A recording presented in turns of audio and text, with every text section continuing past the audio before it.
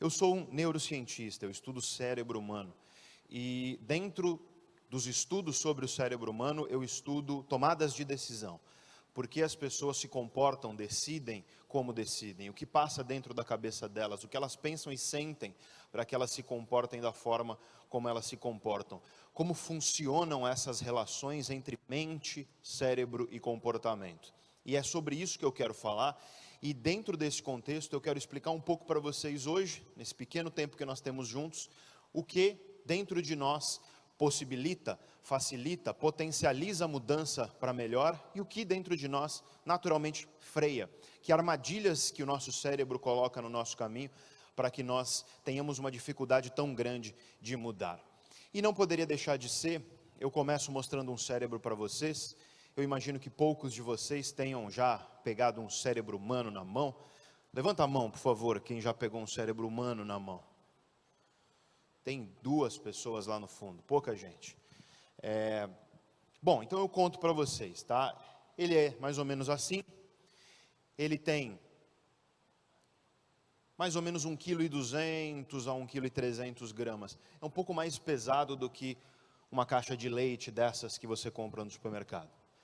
Ele cabe na palma da sua mão, afinal, ele tem que caber dentro da sua cabeça. O cérebro, ele tem uma textura estranha, difícil de escrever, porque ele é um pouco esponja e um pouco gelatina. Parece queijo tofu. Não sei se você já experimentou, não o cérebro, o queijo. O gosto eu não sei do cérebro, e não pretendo, mas é interessante você perceber uma coisa que eu, pelo menos todos os dias, enquanto pesquisador, enquanto professor, eu estudo e para mim é tão natural ficar encantado com o fato de que essa máquina que está dentro da sua cabeça, ela é responsável por tudo que você é. Se você está me ouvindo e me entendendo agora, é porque seu cérebro está funcionando. Se você está me ouvindo e você está compreendendo as palavras que eu digo, é porque seu cérebro está funcionando. Se você acordou, abriu os olhos e enxergou o mundo, é porque seu cérebro está funcionando. Se todos os dias ao acordar você olha para o lado, para sua esposa ou esposo, e você reconhece a pessoa, é porque seu cérebro está funcionando. E eu, como foi dito aqui ao início, eu sou pesquisador do Laboratório de Neurociências Clínicas da Escola Paulista de Medicina da Universidade Federal de São Paulo, Unifesp. E lá, nós temos uma escola de medicina e, portanto, é um hospital também, chamado Hospital São Paulo. E lá, por ser um hospital, nós frequentemente vemos o cérebro quando ele deixa de funcionar. E quando o cérebro deixa de funcionar, o indivíduo deixa de ser quem ele é. Não sei se você já conheceu, infelizmente, os dados são alarmantes a esse respeito. Não sei se você já conheceu, mas se não conheceu, provavelmente conhecerá uma pessoa que sofre com a doença de Alzheimer. Uma doença muito triste, onde a pessoa, ela vai deixando de ser quem ela é. Ela tem suas tomadas de decisão prejudicadas, depois a sua memória, depois processos mais básicos e fatalmente ela acaba falecendo.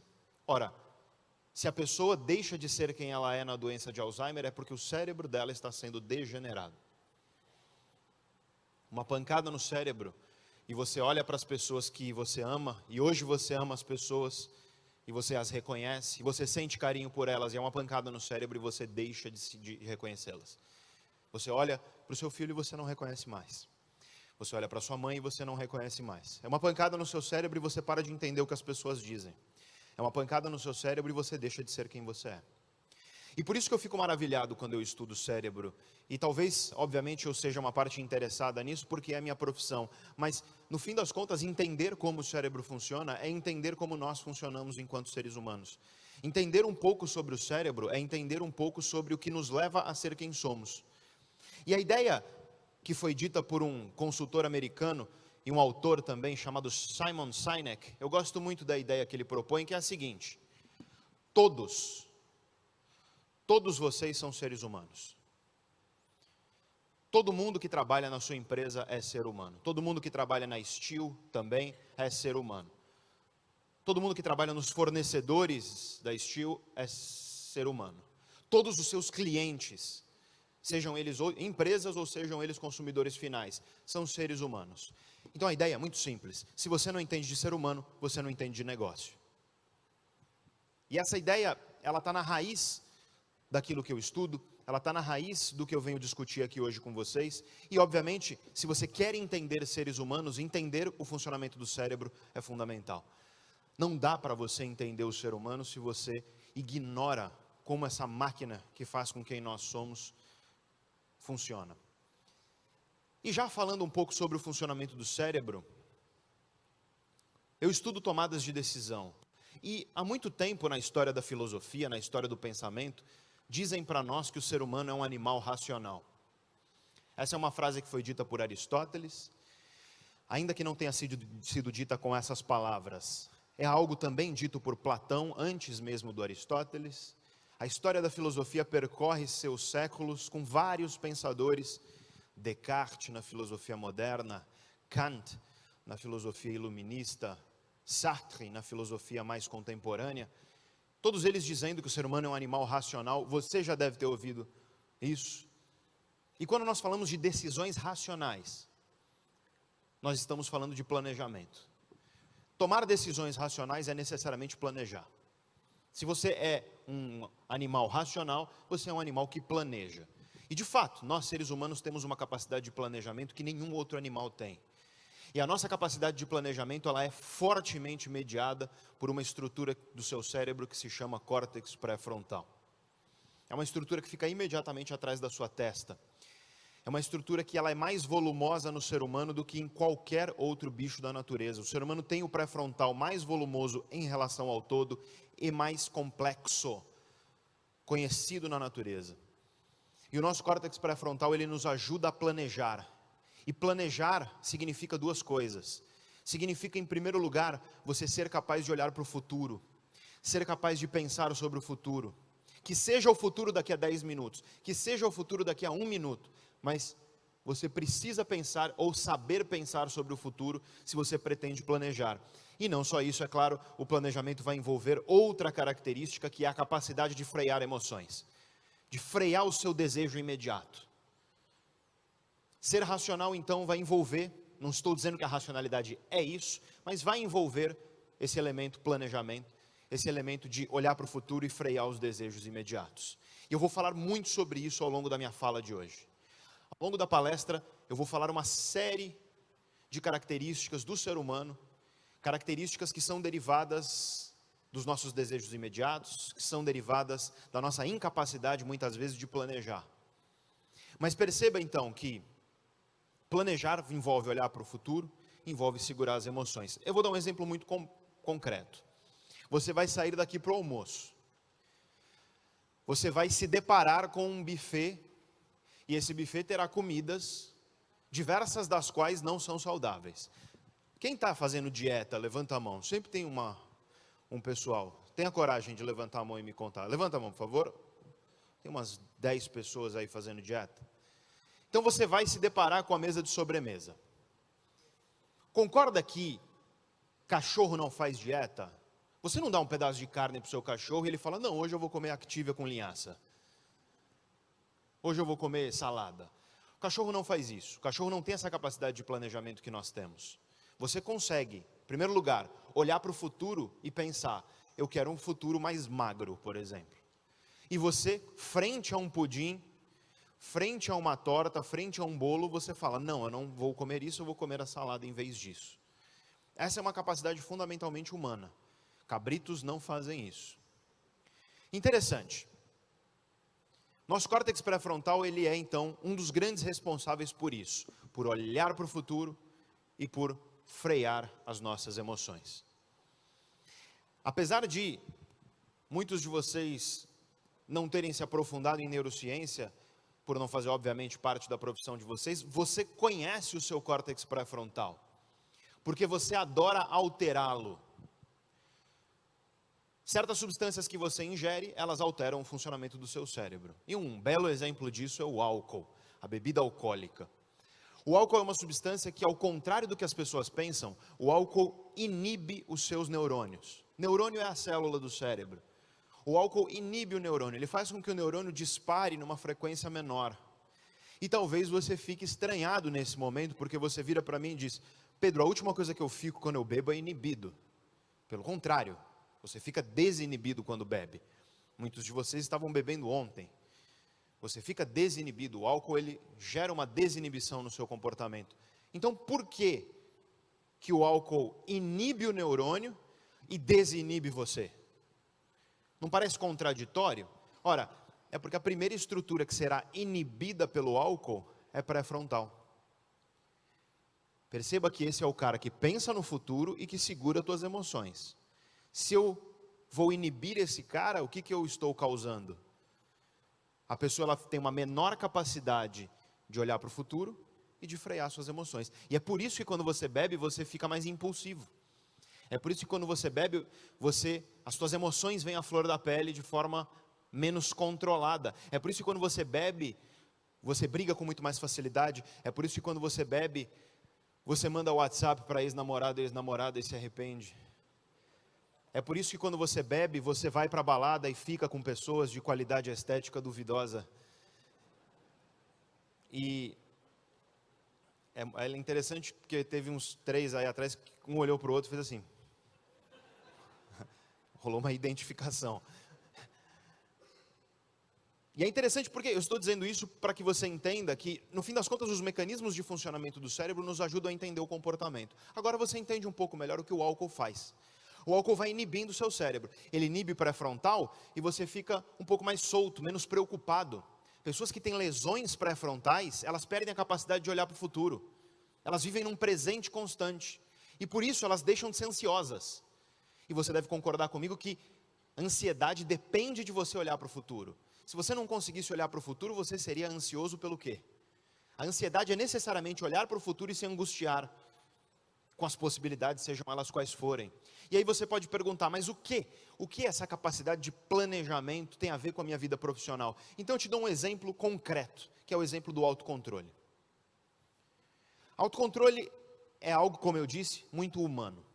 Cabritos não fazem isso, gatos não fazem isso, cachorros parecem fazer, mas esse cachorro está fazendo isso porque ele foi treinado e ele vai receber depois um benefício por estar fazendo. Você vai à academia, ou pelo menos tenta. Haja autocontrole, né, para você fazer isso. Para você não comer churrasco, não comer pizza, não tomar cerveja e ir à academia. Autocontrole, como você já sabe, é altamente produzido, é altamente mediado, é altamente executado pelo nosso córtex pré-frontal. E autocontrole, pelo menos desde 1998, quando foi publicado o primeiro estudo a esse respeito, por um psicólogo chamado Roy Baumeister, autocontrole hoje nós sabemos que é um recurso escasso.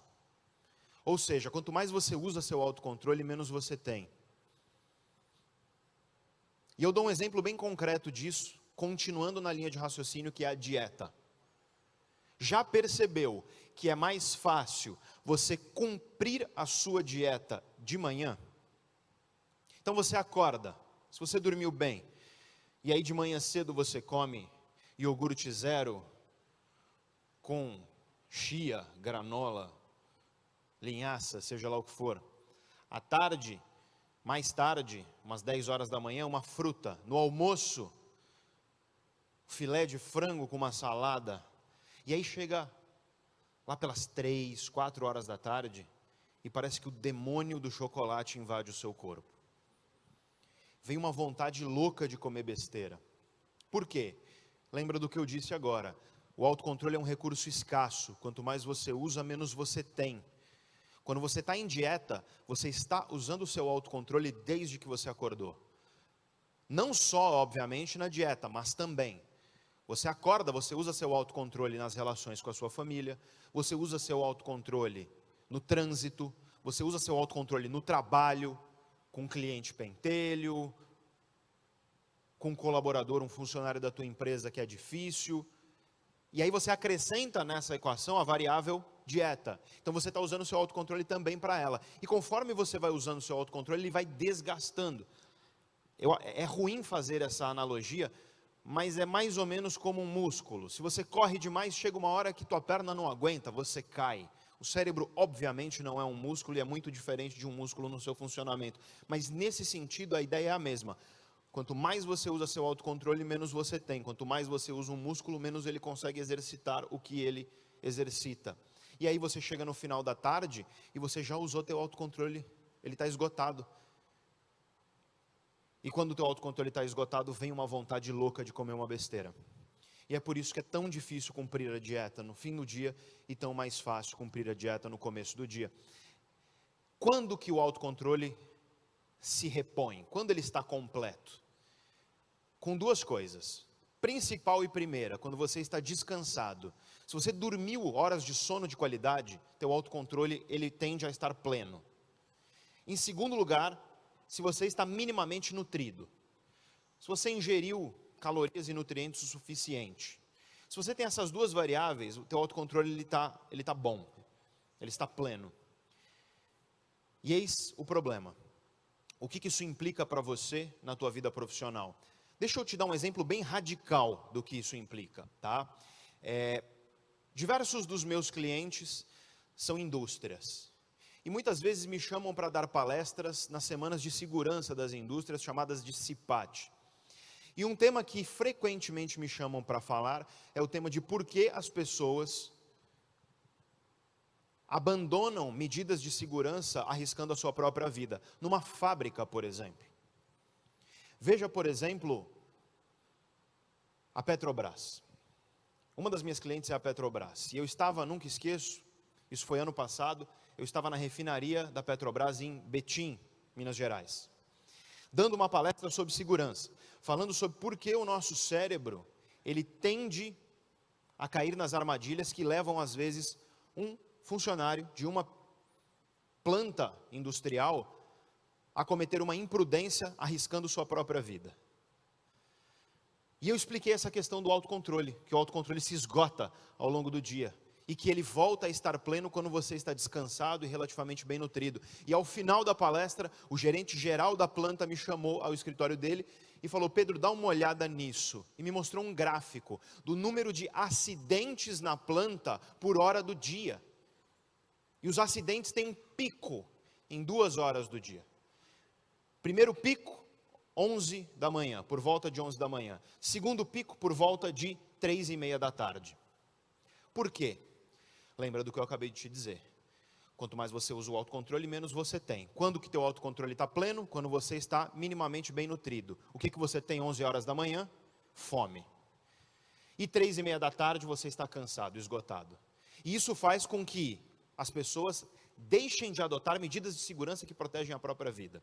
Olha a importância de você ter esse pequeno conhecimento. Porque hoje a Petrobras já adota medidas para alertar ou gerar maior consciência por parte dos funcionários nessas horas de maior perigo, porque o autocontrole ele está menos pleno. E o que isso tem a ver com o seu dia de trabalho? Eu posso te dar uma série de exemplos, mas eu me reservo a um. Imagine que você quer fazer uma reunião com a tua equipe.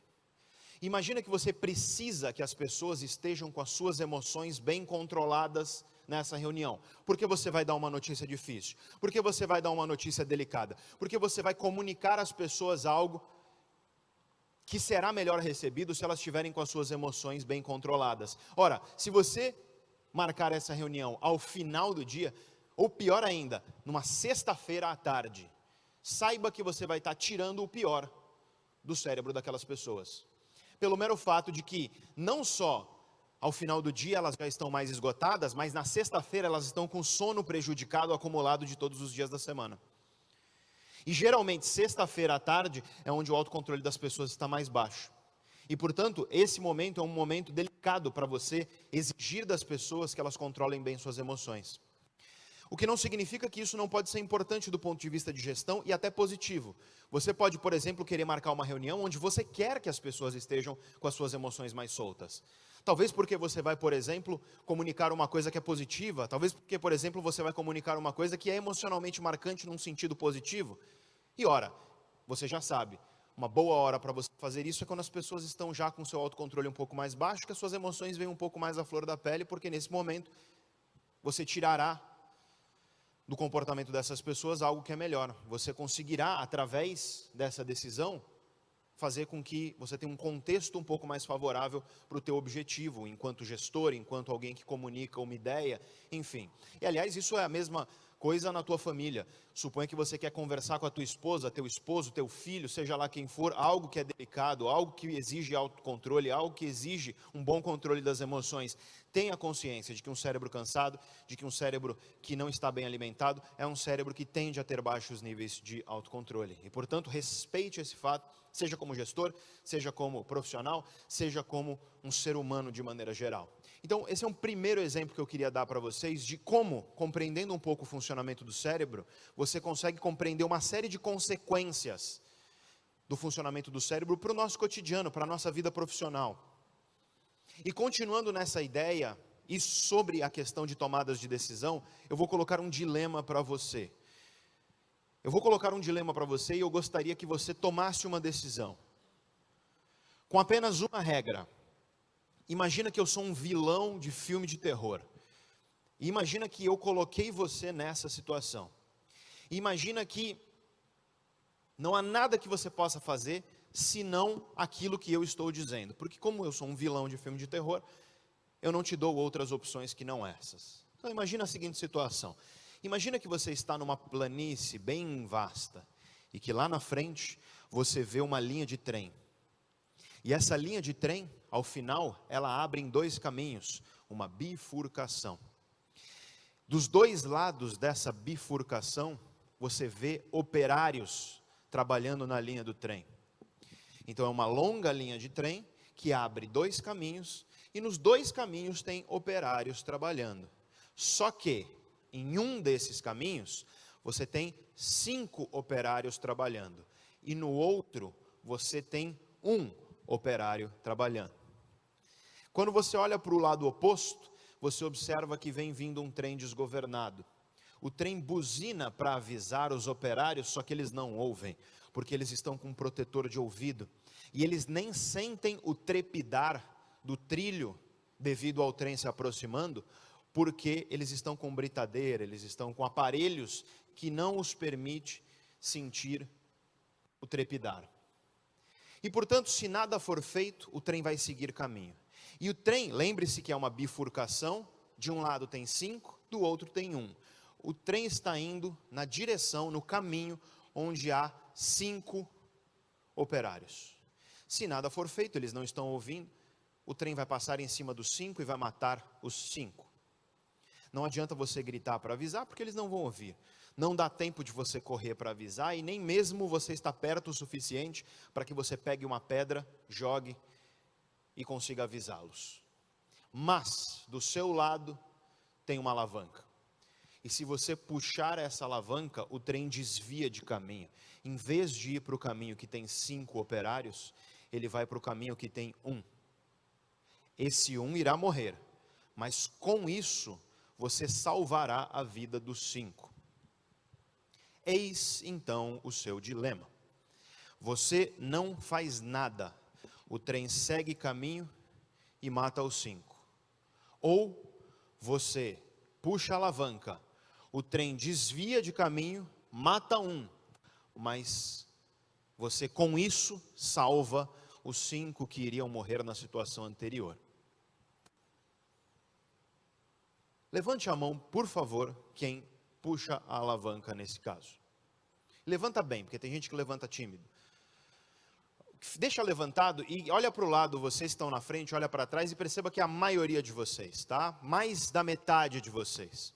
Ok. Eu sei que na tua cabeça agora várias ideias estão pipocando. Eu gostaria que você guardasse essas ideias, porque a gente já vai falar sobre elas. Vamos apenas mudar o dilema um pouquinho. Vou fazer uma pequena mudança no dilema. Imagina agora que você está em cima de uma ponte. Essa ponte não, é mais ou menos como esse palco, não tem grade. Embaixo da ponte passa uma linha de trem. Lá atrás vem vindo um trem desgovernado. Lá na frente tem 5 operários nas mesmas circunstâncias. Protetor de ouvido, britadeira. eles não ouvem, não sentem o trepidar, e se nada for feito, o trem, ele vai passar embaixo da ponte onde você está, seguir caminho e matar os 5. Não adianta correr, não adianta gritar, não dá tempo, mas do seu lado nessa ponte, tem um sujeito muito grande, e ele está bem na beiradinha, e ele está com metade do corpo já meio para fora, porque ele está olhando curioso tudo aquilo que está acontecendo.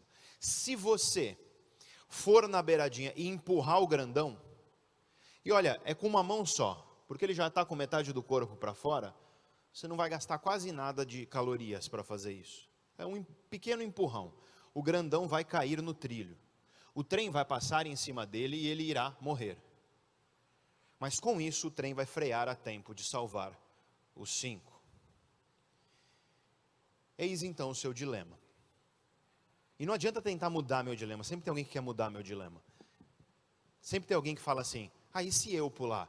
Se você pular, você morre, o grandão morre, já joga um raio, mata os 5, todo mundo morre, só de zoeira. Você tem 2 opções, ou você não faz nada, o trem segue caminho e mata os 5, ou você empurra o grandão morre, mas com isso você salva os 5. Levante a mão, por favor, quem empurra o grandão. 2, 4, 6, 8, 9. Veja só. Mais da metade de vocês puxou a alavanca. 9. Uma minoria de vocês apenas empurrou o grandão. Por quê? E eu sei que você está aí pensando em várias hipóteses na sua cabeça. Mas sabe o que é interessante? Esse é um dilema estudado há décadas.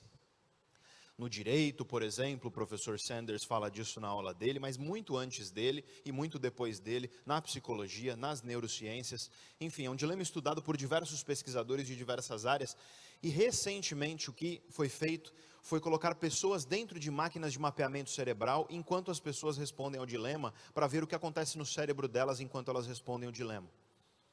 O que aconteceu no seu cérebro quando você respondeu o dilema? E eu te digo, quando você respondeu o dilema da ponte, houve uma maior ativação em estruturas do cérebro que nós chamamos de estruturas orbitofrontais e ventromediais pré-frontais, que obviamente são nomes técnicos que nada significam para você, mas o que essas estruturas fazem, dentre muitas coisas, é plugar emoção nos processos de tomada de decisão. Então, repito para que fique mais claro. Quando você responde o dilema da ponte, você tem uma maior ativação das estruturas do teu cérebro que ligam emoções no teu planejamento. Que levam emoções ao seu planejamento. De modo que, quando você responde comparativamente, comparando, quando você responde o dilema da alavanca, você tem uma menor ativação nessas estruturas. Em outras palavras, a decisão da ponte é uma decisão que envolve mais emoção. Perceba o que aconteceu com você. Quando eu disse, você empurra o cara, no momento em que eu disse isso, um alarme, sinal amarelo surgiu na tua cabeça. Foi instantâneo, você não precisou parar e refletir. Foi uma coisa muito automática. E essa é a característica da emoção. A emoção, ela é automática. A emoção acontece no instalar de dedos. E uma emoção muda completamente a tua tomada de decisão. E eu demonstrei isso num dilema completamente fictício, claro. Mas mais da metade de vocês puxa a alavanca. E apenas 9 de vocês, de fato, disse que empurraria o grandão. E olha, talvez se você estivesse lá na ponte, você acha que empurraria, mas não empurraria. Porque aí as emoções iam ser mais intensas ainda. E se você ainda não se convenceu de que são emoções, eu te provo agora. Volta para cima da ponte. O grandão está do seu lado, mesma coisa. Só que em vez de 5 operários lá, é a tua família, as pessoas amadas da sua vida que estão amarradas no trilho.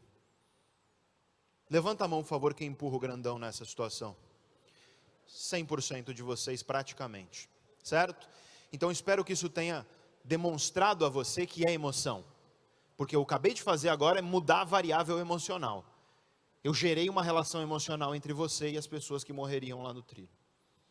Simples assim.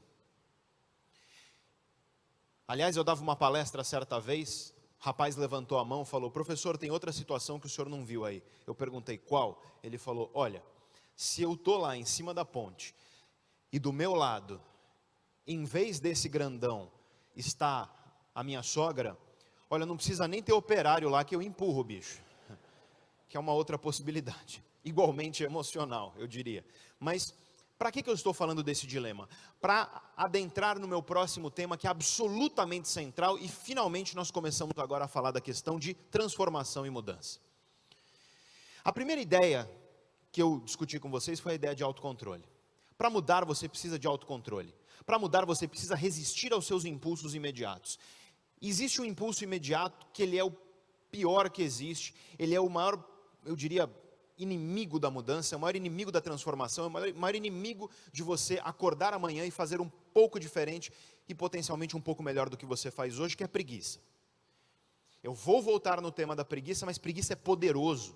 Vencer a preguiça envolve autocontrole. Vencer a preguiça envolve vencer a vontade de ficar deitado no sofá, levantar e fazer alguma coisa. Envolve vencer a vontade de você continuar agindo do mesmo jeito que você vem agindo há anos e começar a fazer um pouco diferente. Porque saiba, se existe uma coisa que o ser humano adora, é continuar fazendo as coisas do jeito que ele sempre fez. Porque gasta pouca energia. Quando você faz uma coisa repetidas vezes, essa coisa se torna um hábito. O hábito nada mais é do que um comportamento que é automático, fortemente inconsciente e que gasta muito pouca energia para ser executado. Quando você faz uma coisa muito do mesmo jeito, isso vira um hábito. E quando a coisa vira um hábito, não há nada mais gostoso do que você continuar nos seus hábitos. E eis o primeiro problema para a mudança. Vença seu autocontrole. O desejo, geralmente, vai ser de continuar fazendo a coisa do jeito que você já fazia. Vença esse desejo, porque isso é, no fim das contas, uma armadilha emocional que o nosso cérebro coloca para nós. Poucas emoções são tão poderosas como freio da mudança quanto a preguiça. Então essa é uma primeira lição que nós precisamos ter clara. A segunda lição é a respeito também de emoções. E se nós somos um animal que é capaz de ser racional, é errado dizer que nós somos um animal predominantemente racional. Não somos. Na maior parte do tempo, na verdade, nós somos muito emocionais. Nós somos muito pouco racionais. Pare para pensar no que move os seres humanos. O que enche os estádios? Não são professores falando sobre algoritmos. O que enche os estádios são emoções. É a música de um artista que enche um estádio. É um time que você ama que enche um estádio.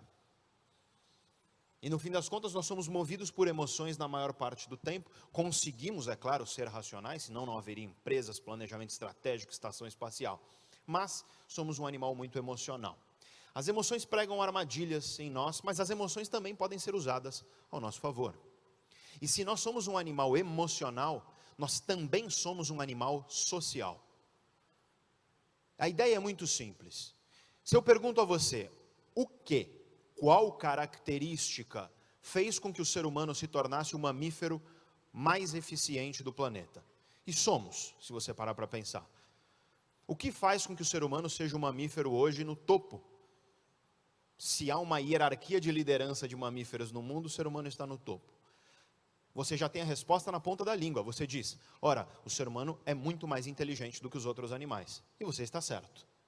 Agora eu te pergunto, o que faria o Einstein, com seus 160 de QI, se eu o colocasse sozinho na savana africana, onde os nossos ancestrais surgiram?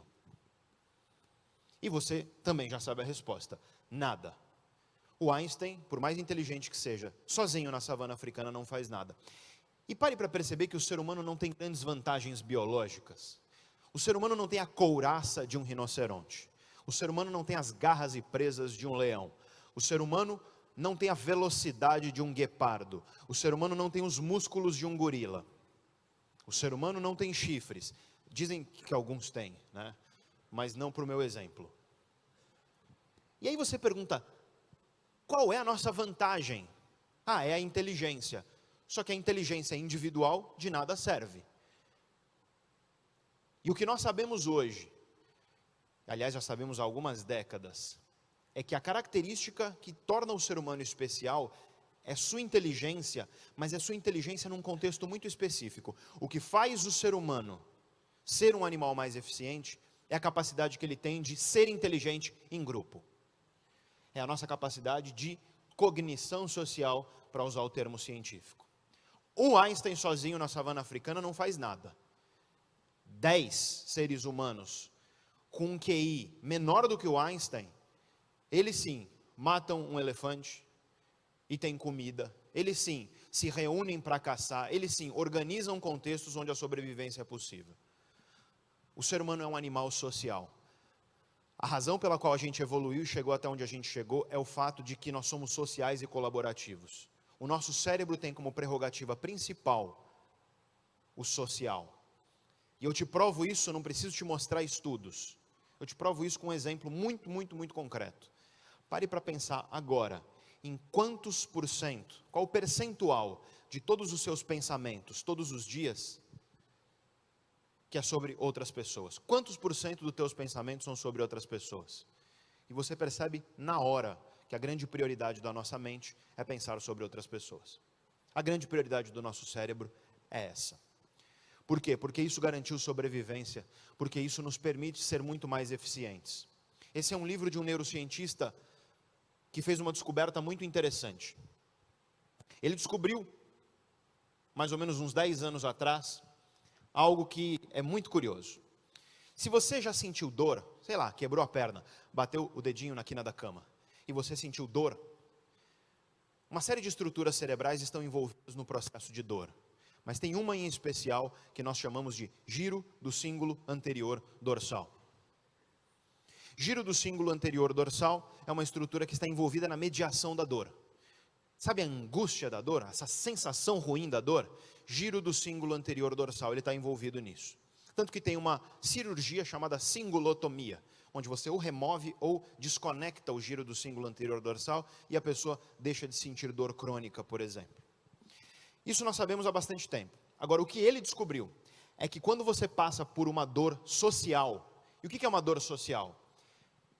Você, por exemplo, levou um pé na bunda. Você teve um término de relacionamento com uma pessoa que você ama. Você, por exemplo, foi rejeitado. Rejeitado por pessoas que você admira. Você foi desprezado por pessoas que você admira. Ou no limite, morreu, faleceu uma pessoa que você ama. Essas são as dores sociais. São as dores da fragilidade dos laços humanos. Quando você passa por essas dores, você tem uma ativação no seu cérebro do giro do cíngulo anterior dorsal. A mesma estrutura que está associada na mediação da dor física, também está associada na mediação da dor social. E aí você olha para mim e diz: Pedro, mas quando eu bati o dedinho na quina da cama e ficou roxo, eu tomava Tilenol e aí dava uma melhorada. Então você está me dizendo que se eu levar um pé na bunda da minha namorada, da minha esposa, e eu tomar Tilenol, vai melhorar? E a resposta é sim. Os estudos dele, do Matt Lieberman, mostram que se você está passando por um término de relacionamento e está te machucando, se você tomar o equivalente americano ao paracetamol nosso, que é o Tilenol, 1 grama, 2 vezes ao dia, você tem uma redução dos sintomas. O que é curioso, se você parar para pensar, porque o que é a dor? Para que serve a dor? A dor é um jeito da natureza te dizer o seguinte: cuida disso, porque isso está ameaçando a tua vida. Está com a perna quebrada? Cuida disso, porque isso está ameaçando a tua vida. Está com uma infecção? Cuida disso, porque isso está ameaçando a tua vida. E se, portanto, a rejeição, se, portanto, a fragilização dos laços, o término de um relacionamento, a desaprovação de uma pessoa que você admira, se isso gera dor, do ponto de vista mais visceral, isso é a natureza dizendo: cuida disso, porque isso é importante. Para quê? Para a tua sobrevivência. E lembra do que eu acabei de dizer. Se a gente sobreviveu e chegou até aqui, é porque somos sociais. E aí você diz: bom, mas que papo é esse? O que isso tem a ver com a minha vida prática, profissional? O que isso tem a ver com o mundo real? E aí eu recomendo um outro livro, esse tem tradução para o português, o Social infelizmente ainda não tem. É um livro de um neuroeconomista, é um cara que estuda o cérebro nas decisões econômicas, que é algo que nós também fazemos no nosso time de neuromodulação na Escola Paulista de Medicina. E Nesse livro, o Paul Zek, ele vai discutir algumas ideias, e uma das ideias que ele discute, para mim, é central para a questão da transformação, para mim é central para a questão de fazer diferente, mudar, fazer melhor. Aliás, é central para o contexto do nosso país, para o contexto do mundo, para o contexto da sua empresa, para o contexto do seu negócio, que é a questão de um sentimento, de uma emoção, chamada confiança. Os economistas sabem há bastante tempo que existe uma associação entre confiança e prosperidade. E o que isso significa? Países em que os cidadãos confiam mais uns nos outros tendem a ser países mais ricos. Se você não acredita nisso, eu te mostro no gráfico. Tem gente aí no fundo que talvez não enxergue. O que você está vendo nesse gráfico é o seguinte.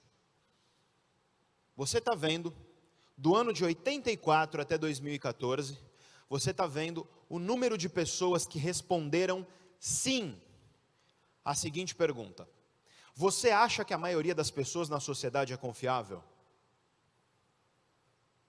Você está vendo o percentual de sim.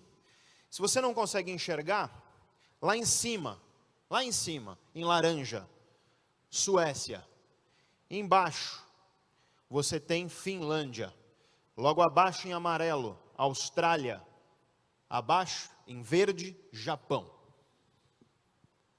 Eu escolhi de propósito, porque esse é um site agregador de pesquisas. Então depois, se você quiser, você pode entrar no site, se chama Our World in Data, e você pode brincar, você pode colocar o país que você quiser. Eu de propósito coloquei alguns países de alta confiança, que são esses que eu acabei de falar. E aqui embaixo eu escolhi 3.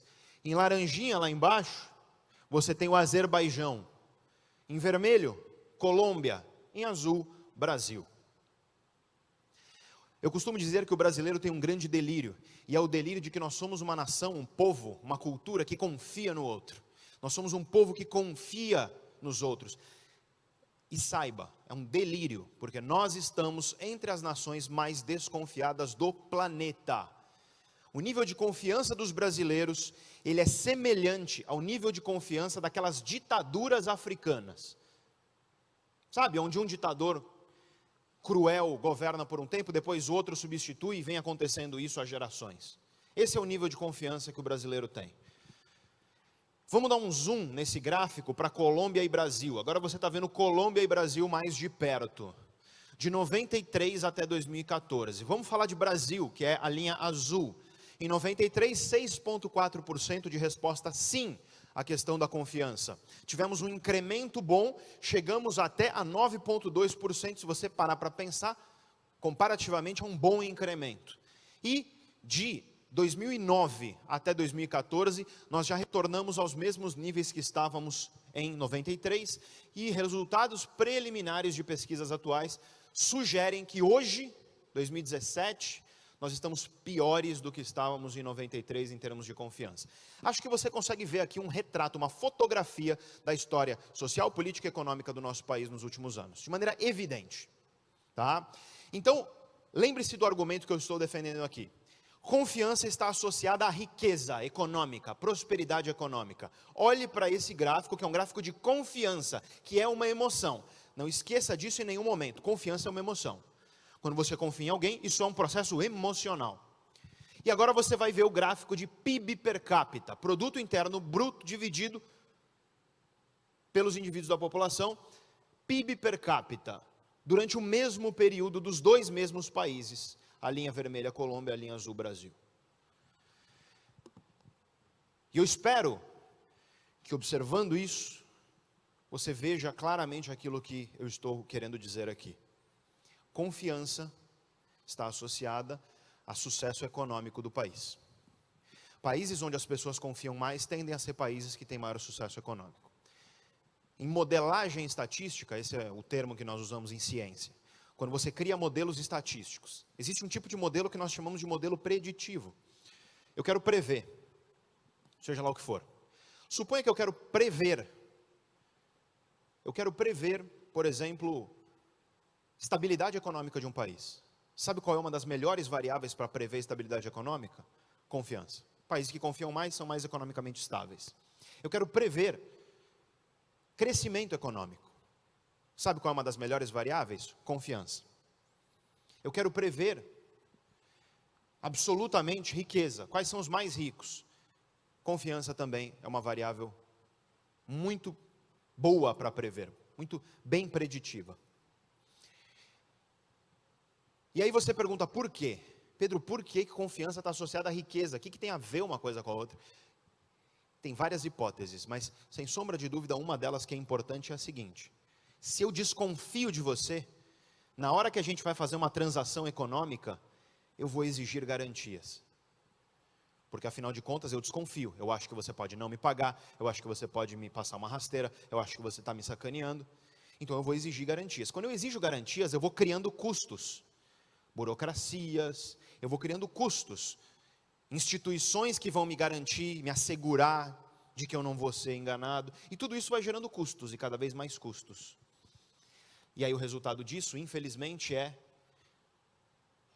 uma espécie de bloqueio do fluxo livre do capital, bloqueio do fluxo livre da economia, e isso obviamente sufoca as economias. Você sabe disso porque se você, e tem muitos aqui, é líder de um negócio, você é empresário, você sabe quão difícil é você fazer qualquer coisa num negócio no Brasil, quanta burocracia, quanta coisa você tem que fazer. Empresários sabem disso na pele, todo mês. Aliás, existem instituições de legitimação da desconfiança no Brasil. Uma delas, que muitos de vocês conhecem muito bem, se chama cartório.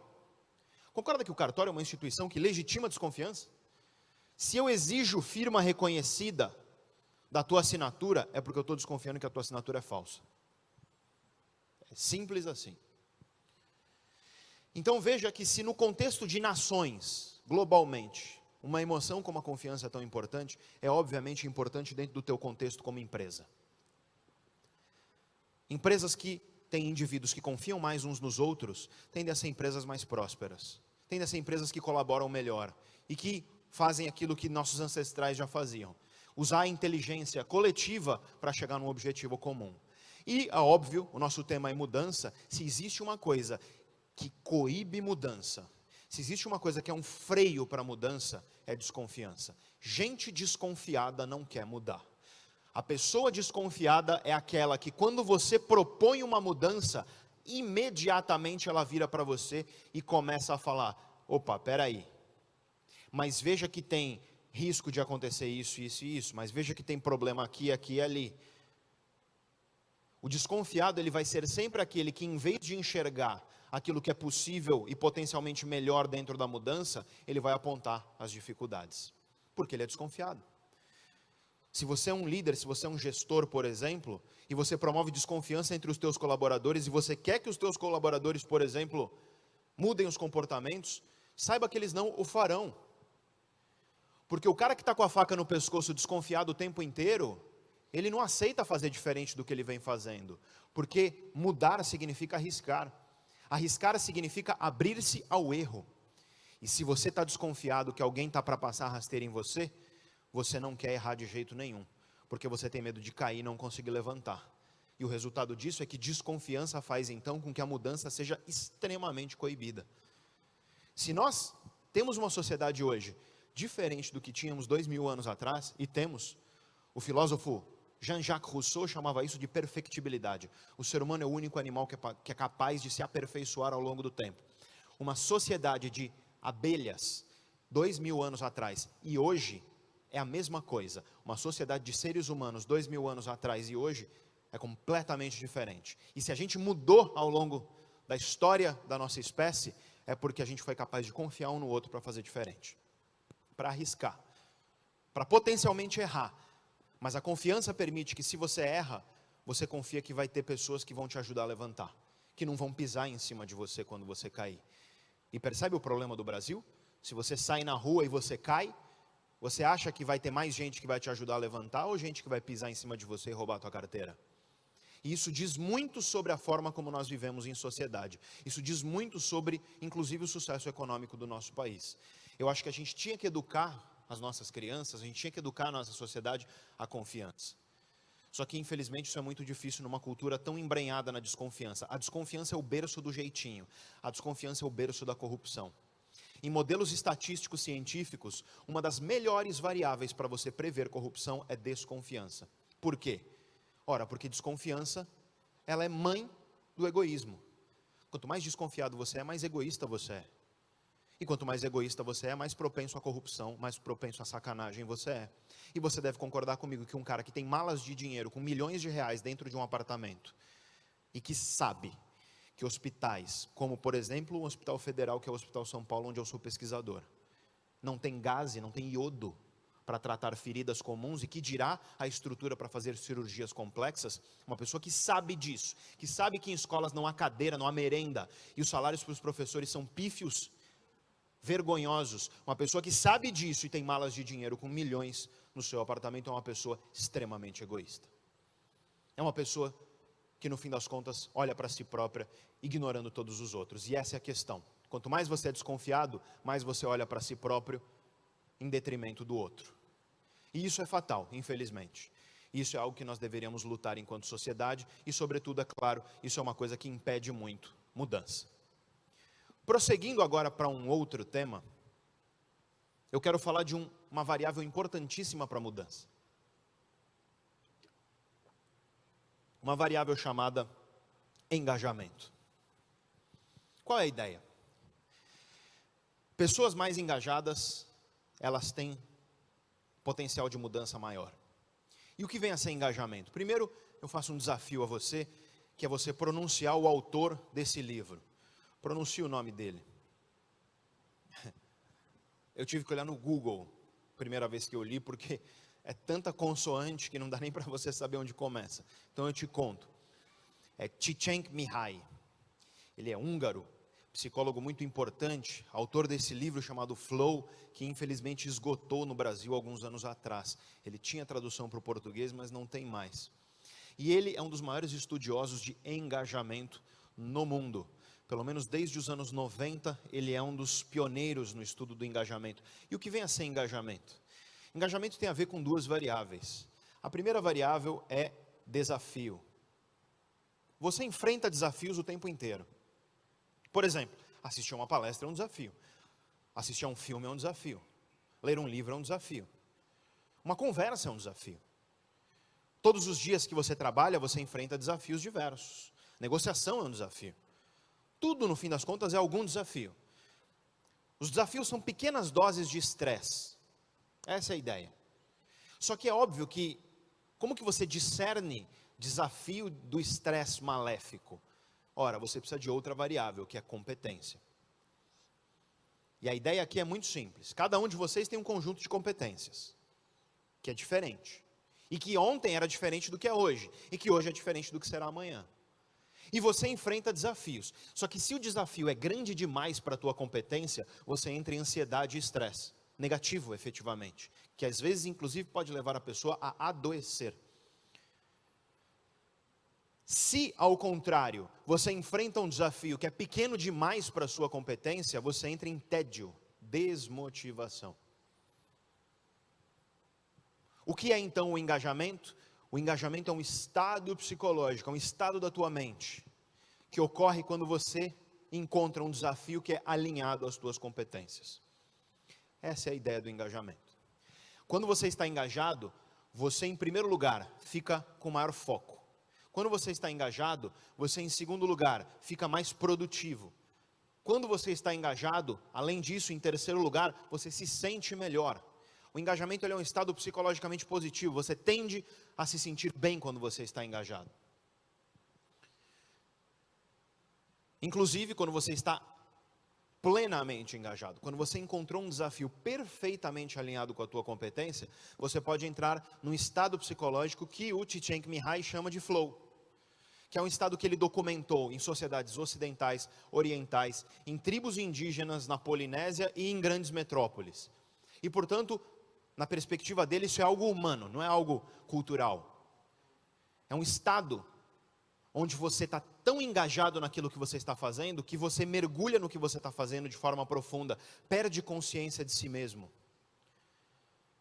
perde noção do tempo, fica hiperfocado, você não percebe que estava em flow até você sair. Já deve ter acontecido com muitos de vocês isso.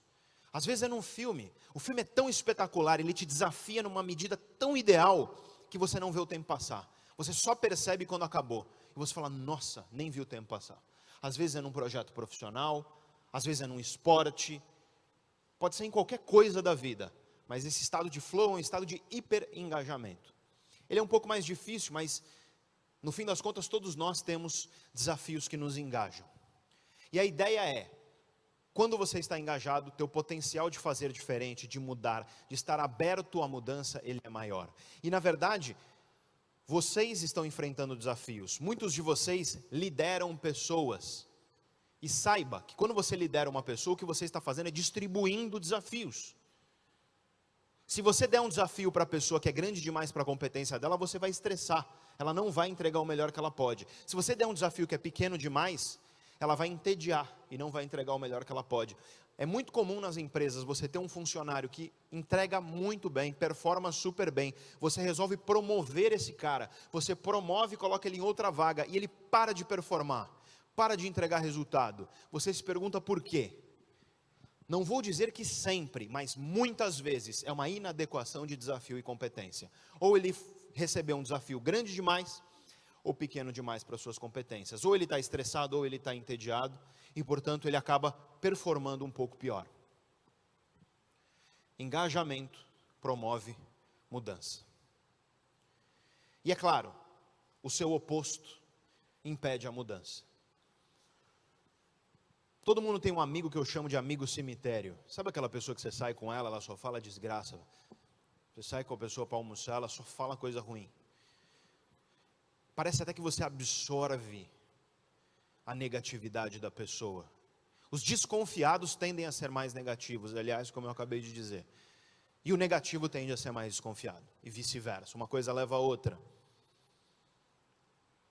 Imagina que você vai hoje, ao final do dia, comer uma pizza, por exemplo.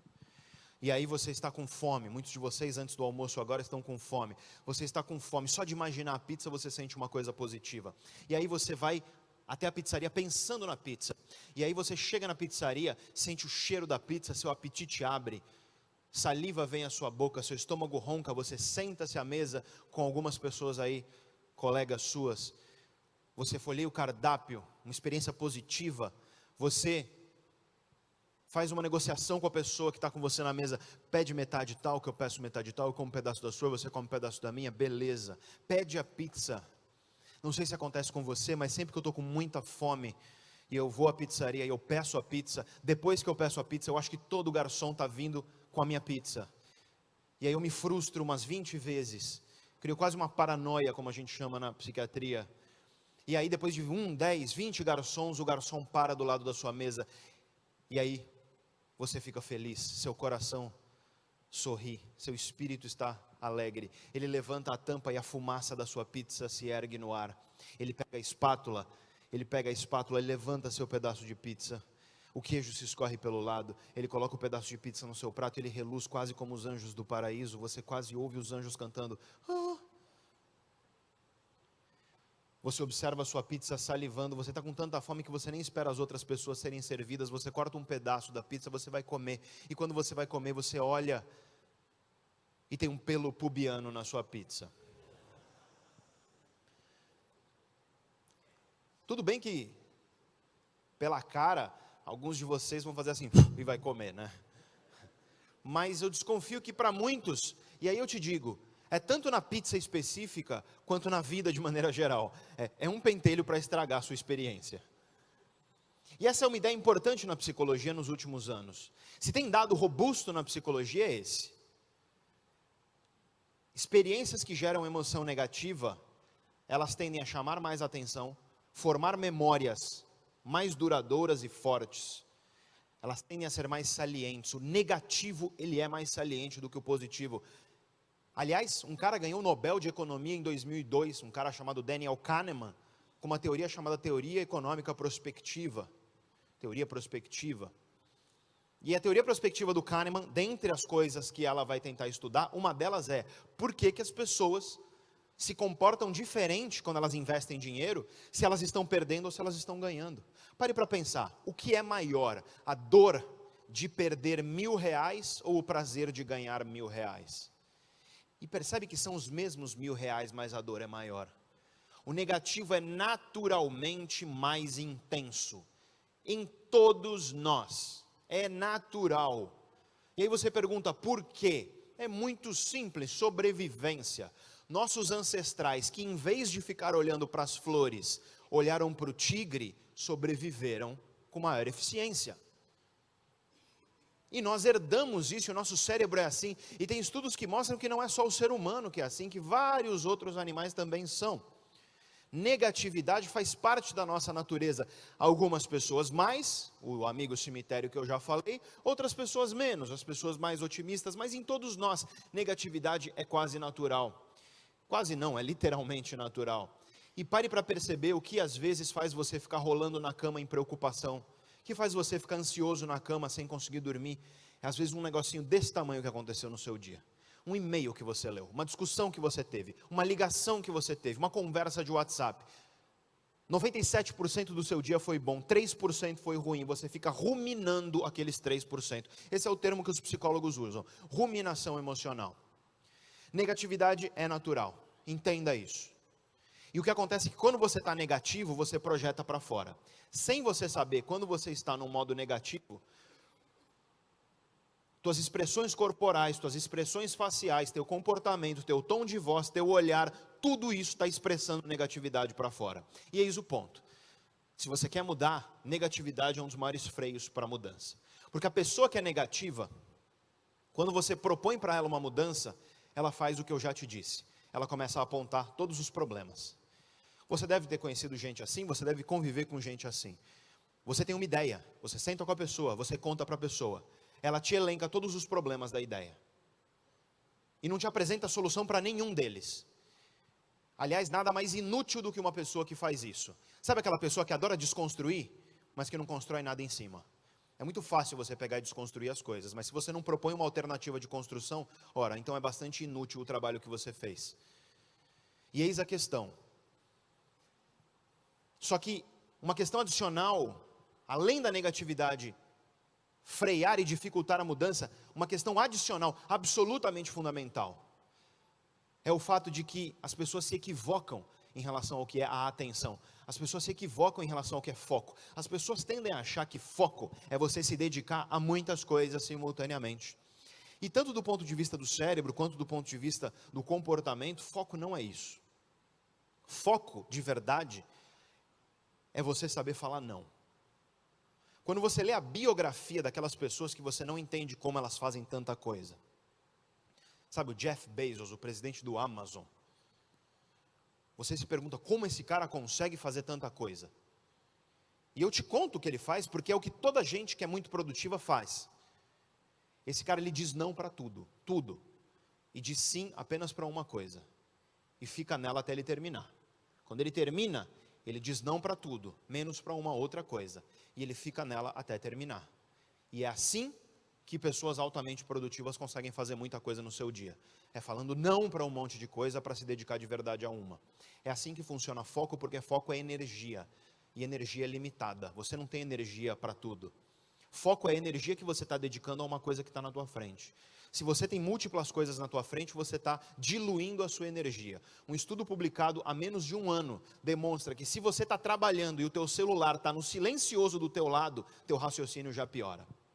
A mera presença do teu celular já piora teu raciocínio.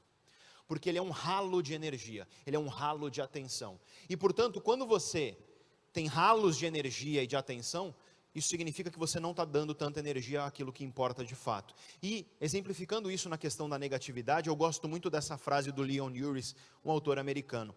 Muitas vezes nós não temos tempo para os nossos amigos, mas parece que para os nossos inimigos nós temos todo o tempo do mundo.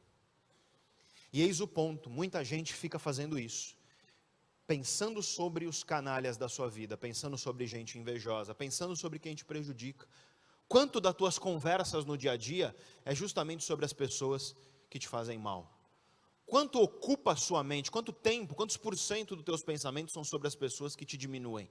Isso é fatal, porque se você está dedicando energia para quem te faz mal, é necessariamente Não há como, não há uma alternativa. Se você está dedicando energia para quem te faz mal, você necessariamente não está dedicando para quem te faz bem. É inevitável.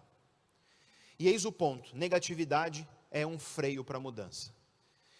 Aquelas pessoas que preferem, que escolhem viver num modo mais negativo, elas, sem sombra de dúvida, são pessoas mais refratárias, elas são pessoas mais contrárias à mudança. E se nós estamos falando de por que é tão difícil mudar, ora, uma das razões pelas quais é tão difícil mudar, é porque muita gente usa a negatividade como escudo. Muita gente já percebeu que a pessoa que é pessimista, ela nunca admite, ou raramente. O pessimista, ele sempre diz o seguinte: não, eu sou realista. Sempre. Não há posição mais cômoda do que a do pessimismo. O pessimismo, ele é muito fácil você ficar apontando aquilo de negativo que existe no mundo. Não estou dizendo para você ser bobo, para você ser uma pessoa otimista boba.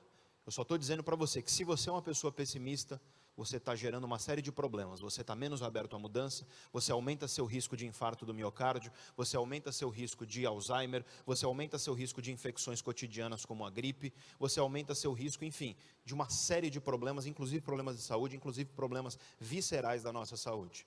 Porque a pessoa que é pessimista, ela tende a ser menos grata. E os estudos hoje demonstram que coisas como gratidão, que parece uma coisa que era da esfera da poesia, é algo muito real. Gratidão é importante para a saúde. Pessoas mais gratas vivem em média mais anos de vida. Pessoas mais gratas adoecem menos. Pessoas mais gratas vão ter doença como a doença de Alzheimer mais tarde. Elas têm uma saúde do cérebro maior. Pessoas mais gratas, elas têm menor risco de crises ou episódios depressivos. Pessoas mais gratas, elas tendem a ser menos ansiosas. E quem está dizendo isso para você não sou eu. São dezenas de pesquisas nas ciências cognitivas, nas ciências do comportamento, nas ciências da mente. E se então você quer diminuir um pouco a tua negatividade, eu te dou um exercício de gratidão. Documentado, se você desejar os estudos científicos para isso, é só você me mandar uma mensagem que eu te mando. E é um estudo, um exercício fruto de um estudo que propõe o seguinte: chega na tua casa, hoje, amanhã que seja, e coloque para fora, coloque num caderno, coloque em um diário, 3 motivos pelos quais você está grato naquele dia. 3 coisas positivas que aconteceram naquele dia. Escreva, é muito importante colocar para fora. A escrita organiza nosso pensamento, a escrita torna esse caos dentro da nossa cabeça um pouco mais organizado. Escreva 3 coisas pelas quais você é grato no dia. Não precisa ser algo mirabolante como, ai, nasceu meu neto, senão você não vai ter o que escrever, né? Pode ser simples: minha esposa, voltando do trabalho, trouxe meu sorvete favorito. 3 coisas pelas quais você é grato. Do lado escreve por quê. Porque minha esposa, mesmo depois de um dia cansativo de trabalho no escritório dela, ainda se preocupa em me ver feliz e me agradar. 3 coisas, 3 porquês. Todos os dias ao final do dia. Depois de um mês fazendo isso, o que os estudos mostram é que você já começa a ter incrementos estatisticamente significativos no teu bem-estar.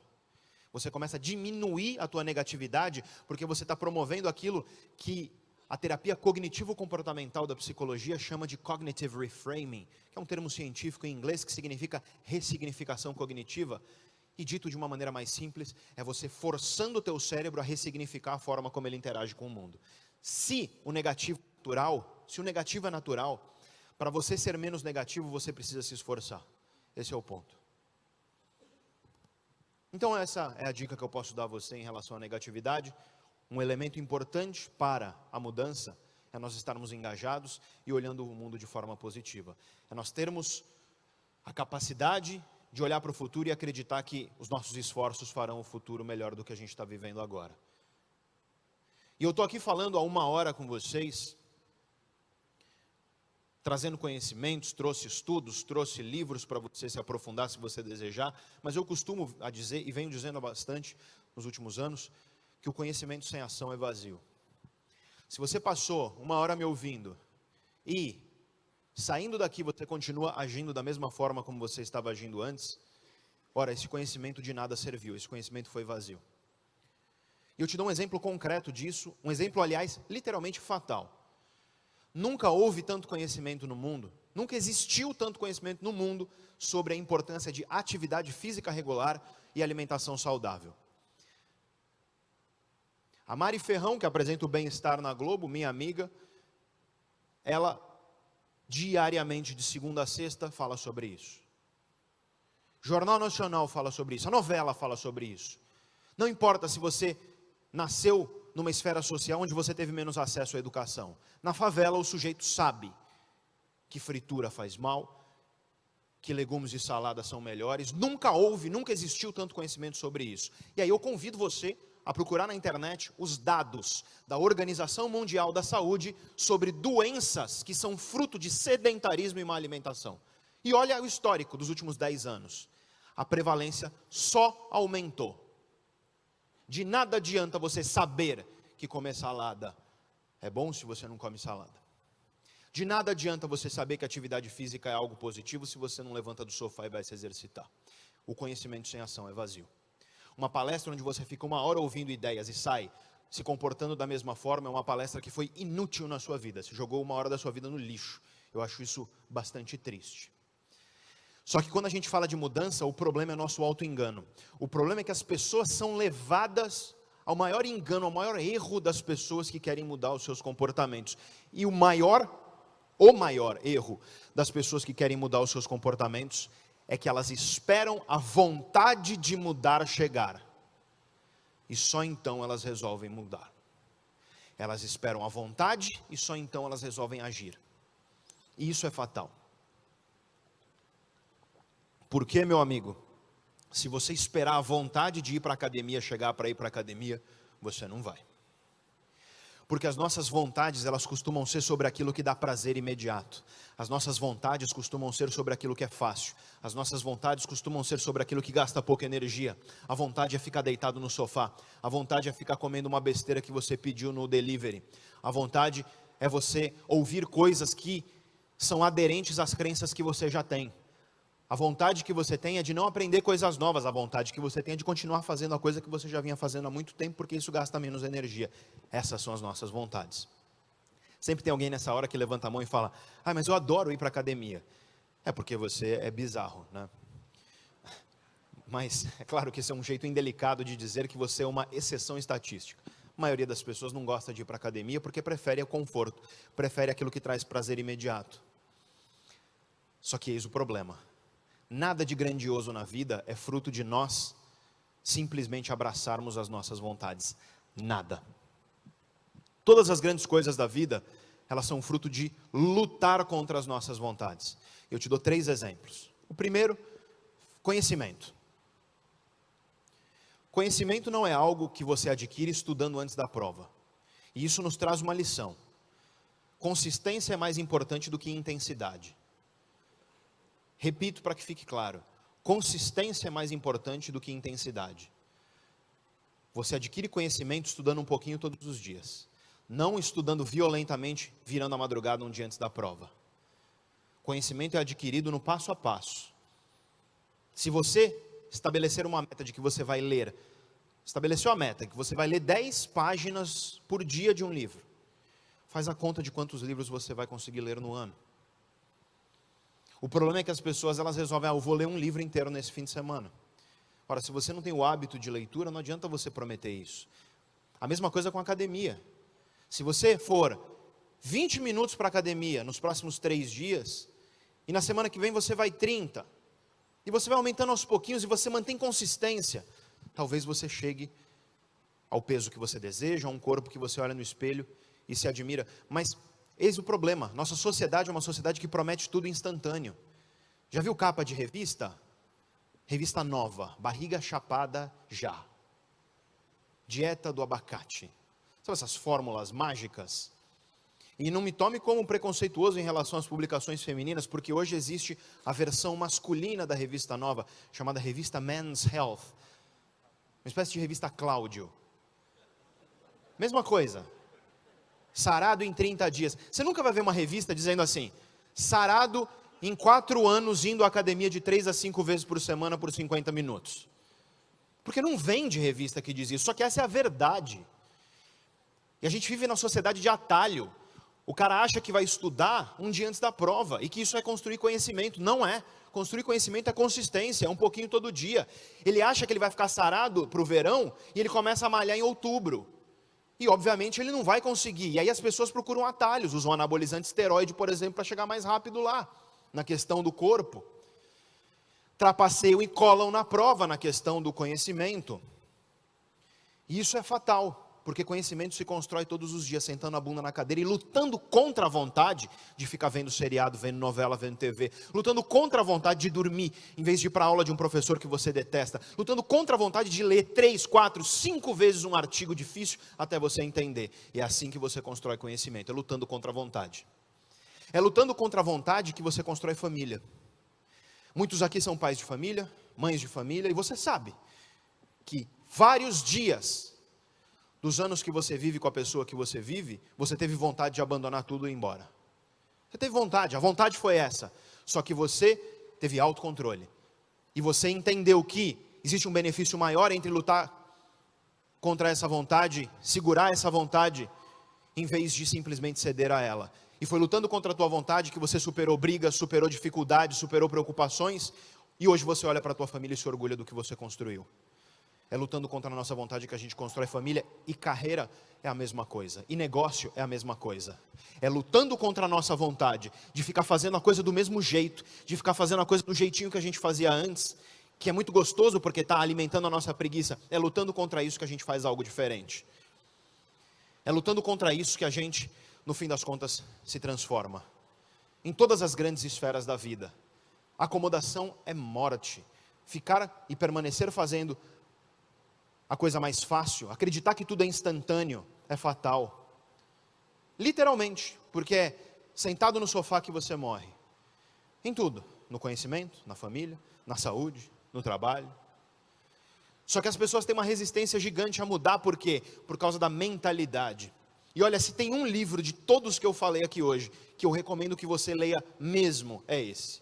Carol Dweck é uma pesquisadora fabulosa, respeitada globalmente, e ela estuda o que ela chama de mindset, que é mentalidade. A tradução é mentalidade. E a ideia que ela propõe é a seguinte: existem dois tipos de mentalidade. Existe um tipo de mentalidade que ela chama de mentalidade fixa. E o que é a mentalidade fixa? A mentalidade fixa é a mentalidade em que você acredita que as coisas do mundo, elas são meio do jeito que são, e elas não têm muito como mudar. Eu te dou um exemplo de mentalidade fixa no pior elogio que você pode dar para o seu filho. Pior elogio que você pode dar para o seu filho é o seguinte: ele tirou uma boa nota na prova. Você vira para ele e fala: parabéns, filho, você é inteligente.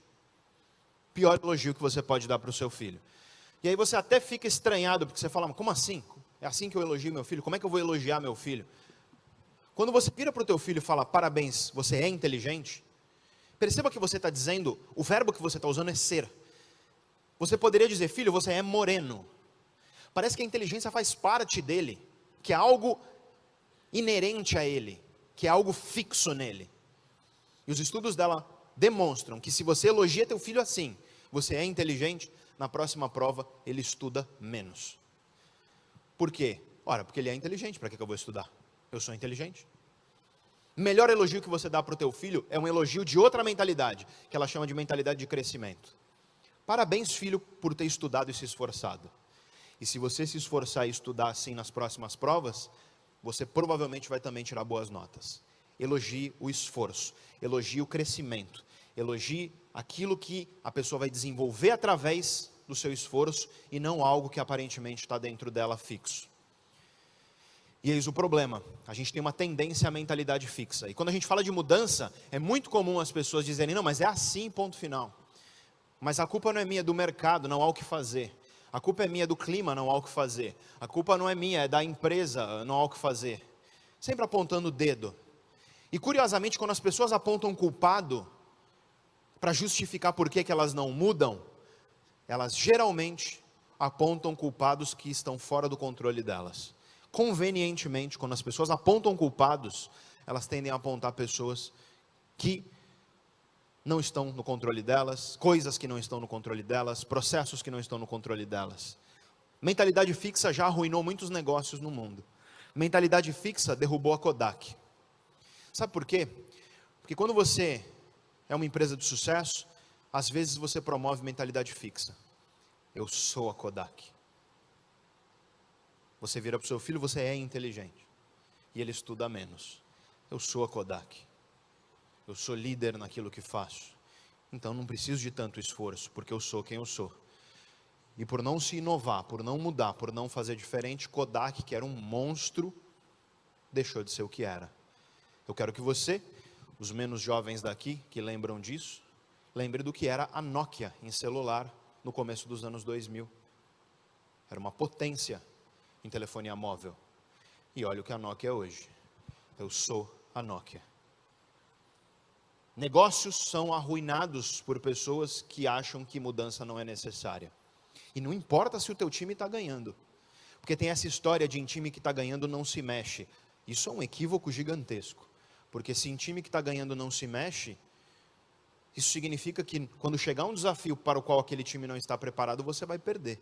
Você tem que estar se inovando, você tem que estar antecipando desafios, você tem que estar olhando para o mercado, você tem que estar observando o que está acontecendo ao teu redor, para que quando chegue um problema, você esteja melhor preparado para enfrentá-lo. E é isso que derruba uma série de negócios do mundo. É você achar que você é isso, mentalidade fixa de que você é desse jeito, de que teu negócio é desse jeito, de que você sabe tudo, até que chega uma hora que vem alguém e te engole. A Blockbuster, e não só a Blockbuster, o mercado audiovisual de maneira geral, o cinema, foi pego de surpresa. E aí vem uma empresa como Netflix, faz um pouco diferente e chega onde chegou. Muda o conceito e chega onde chegou. E quebra, por exemplo, o Blockbuster, que era uma rede internacional de locação de vídeo. E eu só estou dando alguns exemplos que são muito conhecidos e poderia fazer isso ao longo da palestra inteira. Mas a questão, e ela é central, e ela é a mensagem que eu gostaria que ficasse na tua cabeça: acomodação é morte. Permanecer fazendo as coisas do mesmo jeito é fatal. Mudar seu mindset, mudar sua mentalidade para fazer diferente é absolutamente fundamental. Só que lembre-se no que eu disse do começo da palestra. Nossas emoções, elas vão fazer com que nós tenhamos o desejo de fazer do mesmo jeito. Nossas emoções vão ter a tendência de frear a mudança, porque elas fazem com que a gente queira continuar no conforto, na preguiça de fazer a coisa do jeito que a gente já vinha fazendo. E eu sempre pergunto em palestras que eu dou, e agora já arrumando ao final da minha fala, eu pergunto em palestras que eu dou o seguinte: o que é mais fácil mudar? Uma crença ou um comportamento? O que é mais fácil mudar? Uma crença ou um comportamento? A maioria das pessoas responde na lata: comportamento. Porque pelo menos na cabeça da maioria das pessoas, crença é dura, difícil, enraizada, e comportamento é mais fácil de mudar. Então, se você acha que comportamento é mais fácil de mudar do que crença, eu te pergunto em seguida: o que é mais fácil? Você começar a dieta hoje, agora, saindo para o almoço? Ou você crer piamente que vai começar na semana que vem? E acho que você percebeu que você muda a crença com uma baita facilidade. Por quê? Porque uma das coisas que acontece no nosso cérebro, para a gente permanecer fazendo a coisa do jeito que a gente fazia, é uma manutenção de consistência. O nosso cérebro gosta de consistência. Ele gosta que as coisas estejam consistentes.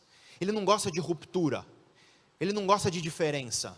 Ele não gosta de coisas contrárias ao que já vem se construindo há muito tempo. E isso é um problema. Por quê?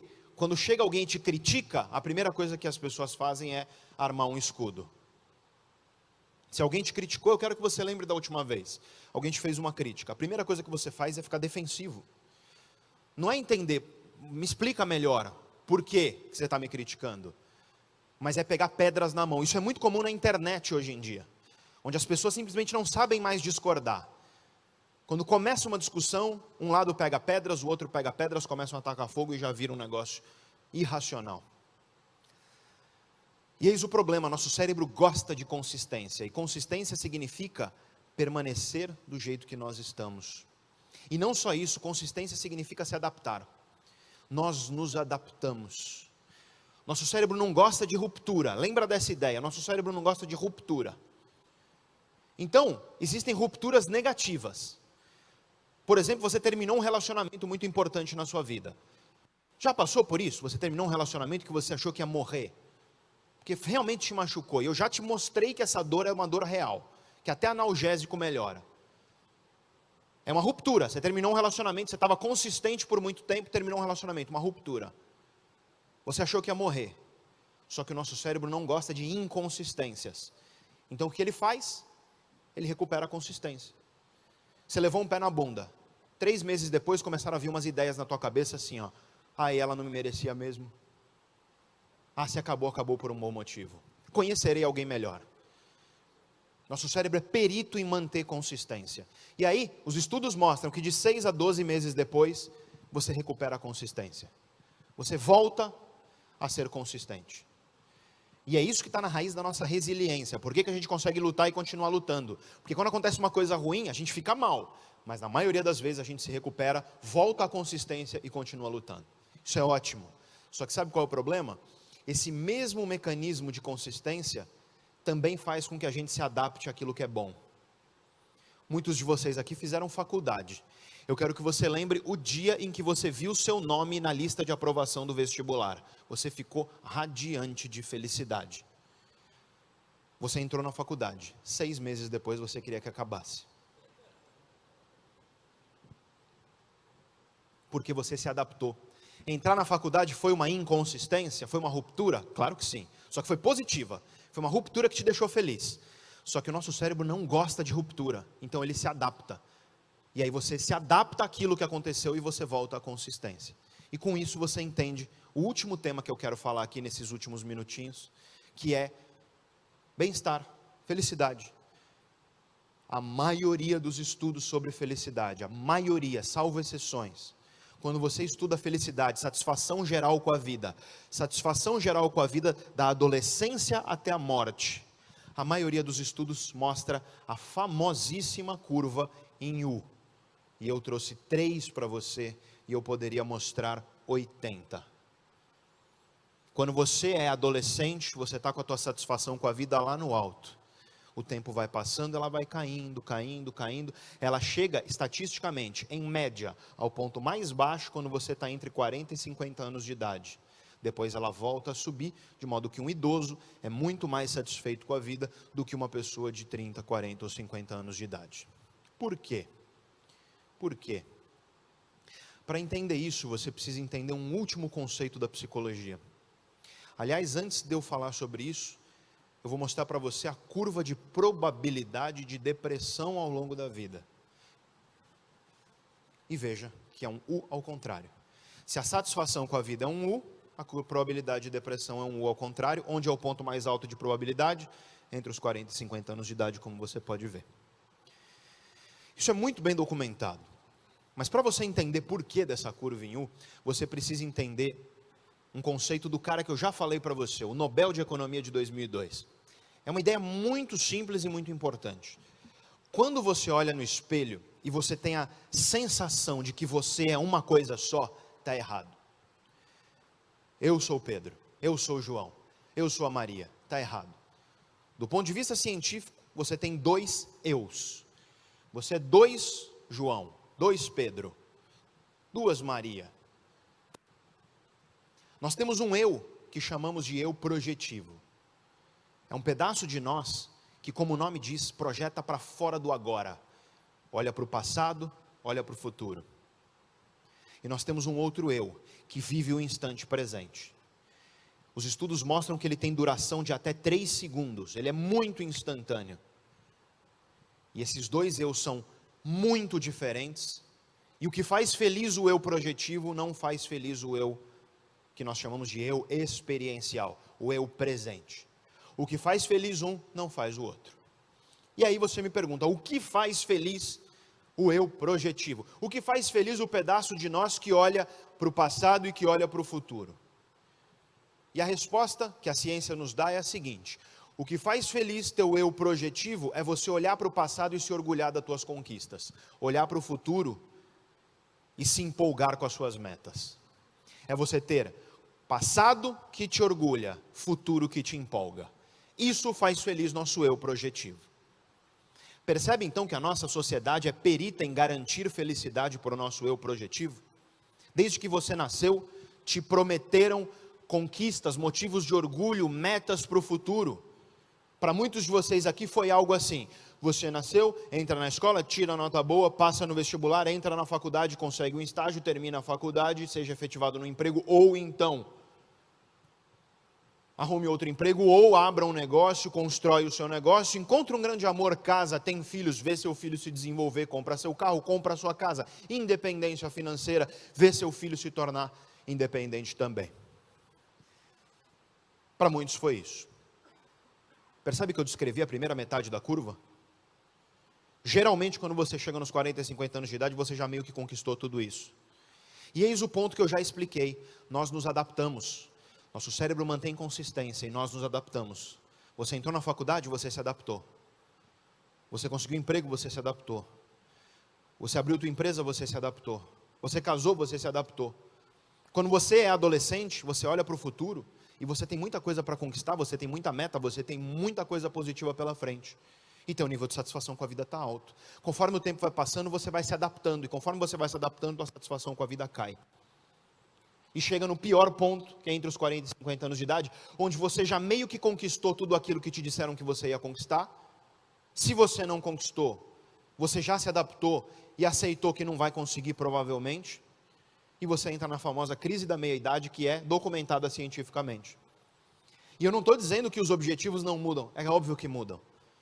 É óbvio que um cara que nasceu na favela vai ter objetivos diferentes de um cara que nasceu em Dubai. Só que independentemente disso, você nasceu, não importa onde, você nasceu, a sociedade te deu uma bandeja, um cardápio de metas, objetivos e possíveis conquistas. Só que ignorou esse outro eu, o eu que nós chamamos de eu experiencial, o eu presente. Nunca ninguém te disse para você valorizar o instante que você está vivendo enquanto você está vivendo. E se você quer saber o que faz feliz o eu experiencial, o eu presente, esse é um estudo da Universidade de Harvard, publicado na revista Science, que é uma das mais importantes revistas de ciência do mundo, uma das revistas de maior impacto na ciência. E esse estudo conclui de maneira incisiva.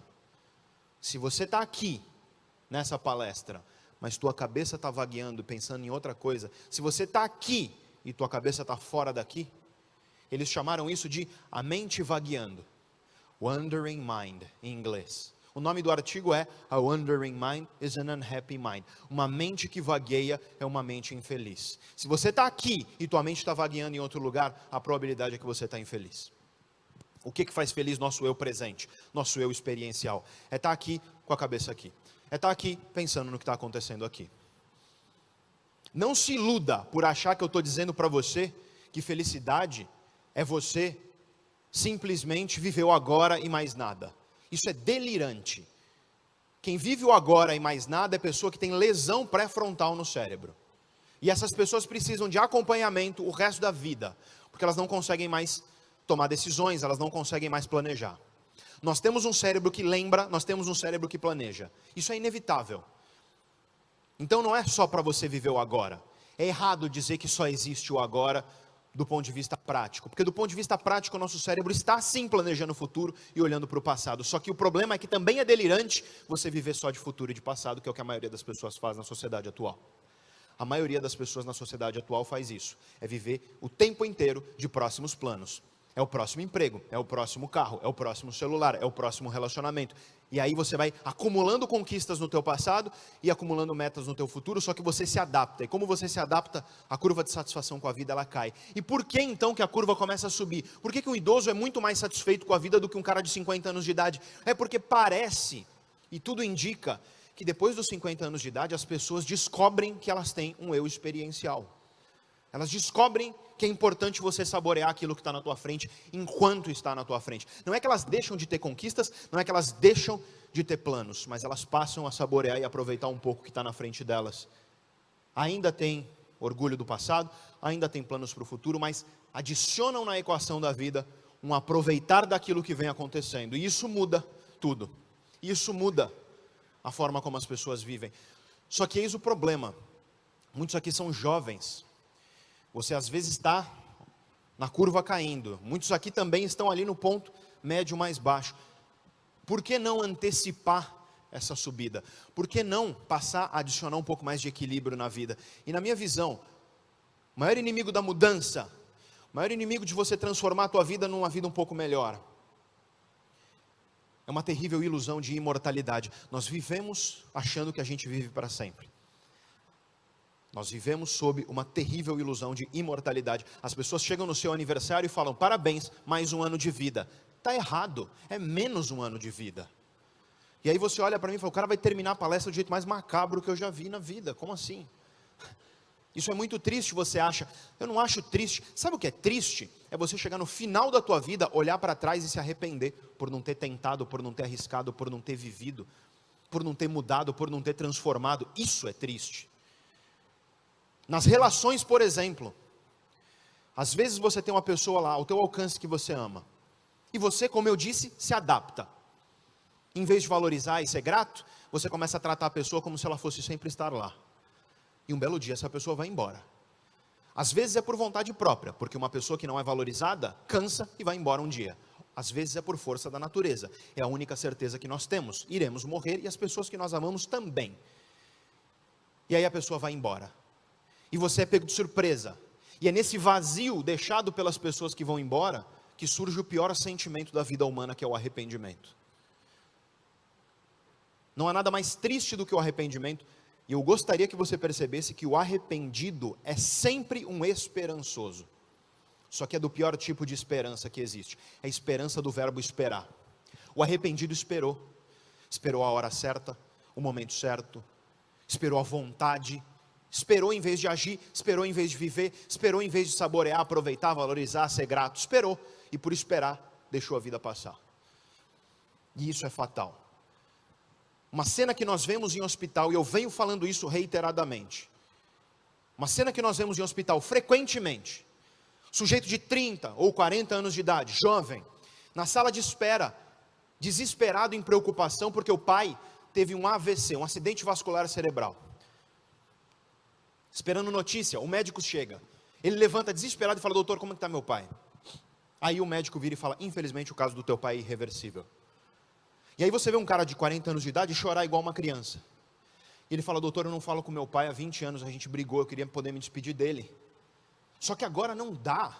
Mas o pai dele estava lá há 20 anos ao alcance de um telefonema, de um abraço, de um pedido de desculpa. Ao alcance de uma mudança dessa arrogância que nós vivemos, achando que vamos viver para sempre. E achando que as pessoas que nós amamos, importantes para nós, vão estar sempre lá. E por isso a gente deixa de valorizar, a gente deixa de ser grato, a gente deixa de aproveitar essa característica humana que só o ser humano tem, que é mudar, fazer diferente, transformar. Então por que é tão difícil mudar? Sem dúvida é porque a gente acha que vai viver para sempre. Sem dúvida é porque a gente acha que as pessoas que amamos viverão para sempre. E olha, podemos acreditar que existe uma vida depois dessa? Sem problema. Só que você deve concordar comigo que essa aqui que você está vivendo é única. E se você não saboreia ela como tal, e se você não aproveita ela como tal, é um dia a menos de cada vez que você vai se aproximando. Tem o nome de um cemitério que virou um documentário que me marcou muito. E o nome do cemitério é Nós que aqui estamos, por vós esperamos. E é verdade. E a gente esquece disso convenientemente. Em vez de aproveitar, em vez de saborear, em vez de, pelo menos, abraçar aquilo que a natureza nos dá. Porque nós somos muito insignificantes. Pare para pensar nisso. Nós, seres humanos, vivemos 100 anos, se muito. O universo tem mais de 13 bilhões de anos. O planeta Terra tem mais de 4 bilhões de anos. O ser humano surgiu há 250 mil, mais ou menos. E nós vivemos 100, quase nada. Somos frágeis. Somos frágeis. É uma pancada, é um acidente, é uma doença, qualquer coisinha a gente vai embora. Hoje estamos aqui, amanhã talvez não estaremos. Somos insignificantes e frágeis, sim. Mas apesar disso, eu tenho a convicção de que nós somos especiais. Porque diferente dos outros animais, foi dada a nós a dádiva de poder passear por esse planeta, ainda que brevemente, ainda que por algumas décadas, ainda que por um período muito curto, mas foi dada a nós a dádiva de passear por esse planeta com a máquina mais complexa que existe no mundo. Aliás, no universo conhecido por nós. Uma máquina chamada cérebro humano. Uma máquina que permite a nós olhar para o futuro, frear nossos desejos, fazer diferente, transformar. Mudar a forma como você trabalha, mudar a forma como você convive com as outras pessoas. Uma máquina que permite a gente fazer isso aqui, ó, que a gente está fazendo agora. Porque cabritos não fazem isso. Cabritos não se reúnem para discutir comportamento da cabritolândia. Mas o ser humano faz. O ser humano tem essa potencialidade. E não faz sentido nenhum você ter essa oportunidade na tua mão, você amassar e jogar no lixo. E é o que muita gente faz quando esquece que a grande vantagem que nós temos é a vantagem da transformação. E a minha esperança é que depois dessa 1h30 mais ou menos que nós estamos juntos, você tenha saído daqui um pouco transformado, valorizando um pouco mais essa bênção que é, no fim das contas, você ter a oportunidade de estar aqui, vivo, aprendendo, sendo capaz de transformar, sendo capaz de mudar. Será que hoje você foi grato?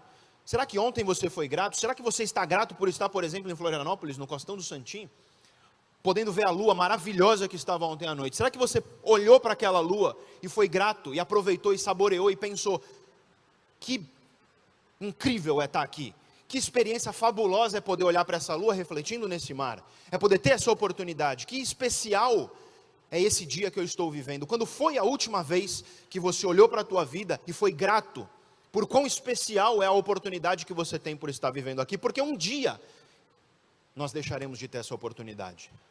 E que quando esse dia chegue no final da nossa vida, a gente olhe para trás com o conforto de que a gente saboreou o máximo possível, aproveitou o máximo possível.